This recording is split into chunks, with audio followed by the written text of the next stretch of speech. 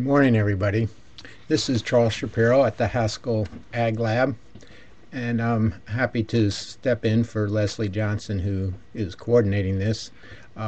She's stuck at home in snow, and so she doesn't have a microphone on her computer there.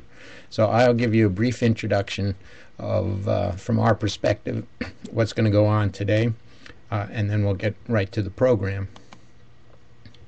You may have this amongst your materials, but this is the outline of what we are going to show today. We want you to feel comfortable at the end of the day in these areas, and we would welcome any questions through the day. You'd have to call us by telephone, and the hosts in the room should be able to get hold of us if you do have a question. You can see by the list of titles up there that we're going to focus on air quality regulations, and then how to manage manure, especially the nitrogen component. We will end up with some software opportunities, as well as what records you need to maintain your permit. We would appreciate if you would fill out the evaluation form at the end of the day and turn it into your host.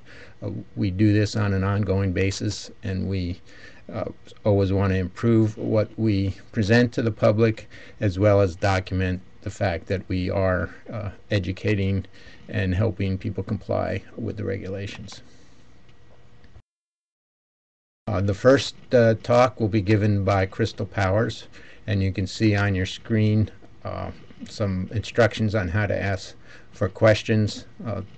I think most of the people who are your hosts have used the Breeze before, and you can put in the chat box your questions. It's very important that Leslie can read the information on the sign-in sheet, because we use that to create your certificate and mail it to you. So try to be as neat as possible, and make sure you put what you want on the certificate, your name or the operation. We will be mailing these to you, so we need the correct address. These are the certificates that you'll use to document that you either had initial training or an update training. Before we begin, we want one little advertisement for a very big event that's coming to Nebraska in the summer of 2011, July 20th in Norfolk at the Northeast Technical College, or Northeast Community College it's called now.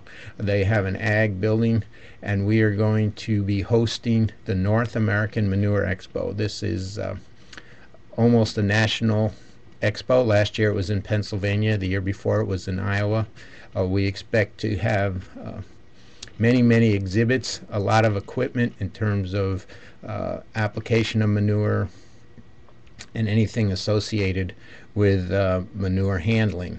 There'll be the opportunity to ride and test drive equipment.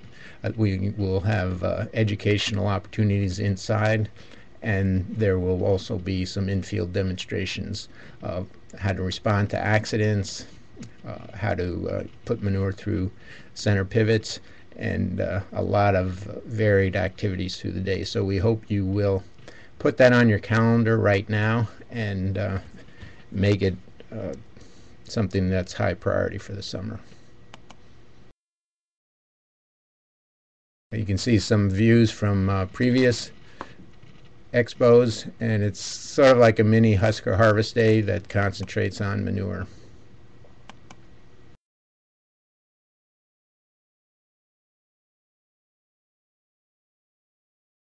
If you need to go to the website, you can find that. Your host can tell you what the website was. I think it was a Manure Expo. Leslie put that on the chat box, www.manureexpo.org. Again, this is going to be a big event for us, and we love to have you there. Part of the permitting process is to conduct a P-index assessment of your fields before manure goes on, and the Nebraska P-index is in the process of being revised. The new revision should be out soon. It will be used by both Nebraska Department of Environmental Quality and NRCS. It will be on our website when it becomes available, and it's just being reviewed now. It will be a lot simpler than the previous one. Those of you who have used the previous one may remember there were 3 columns, and it took a little bit of navigating to get everything in. This one will change that, so there's 1 page of entry.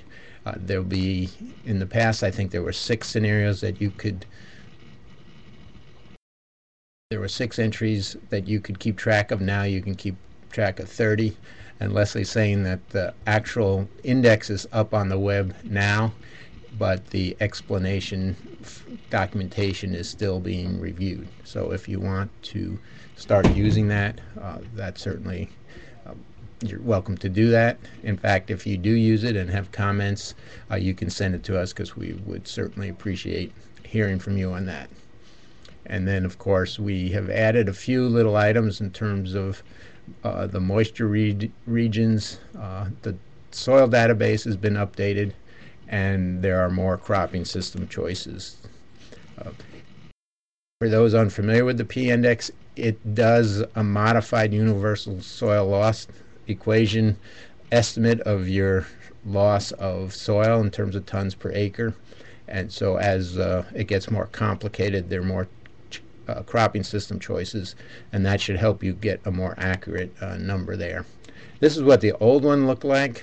The new one has different colors, and it is more concise in terms of putting in your information. There are some drop-down menus and things to go through, but we're not going to spend much time on that here now. So with that, I will give the microphone over to Crystal, who will begin to introduce her topic. Go ahead, Crystal.